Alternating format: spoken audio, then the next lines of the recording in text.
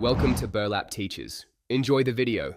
You start by ensuring game state meets prerequisites, a persistent ISIC run and the specific items or conditions that enable Birthright. Once saved, prioritize picking up the trigger item, S, quickly. They often must be acquired before a boss or add an item room.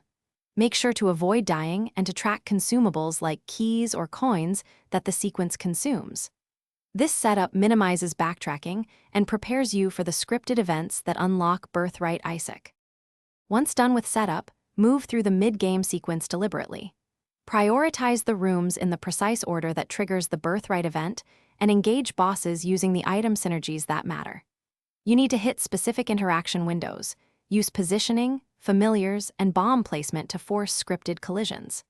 Make sure to conserve health and keys so you can access restricted chests or alt rooms. If an event requires a sacrifice or payout, be ready to commit at the moment it appears. To finish, clear the final encounter or trigger the culminating event that registers the Birthright unlock. You should see a confirmation or reward that locks in the change. If it doesn't register, reload the save and repeat the critical pickup and event order, making one small adjustment at a time so you identify the failure point. One key troubleshooting tip: verify the exact item state and room order. Missing a single interaction almost always prevents the unlock, so replicate precisely. Thanks for watching. Consider subscribing if this video helped you.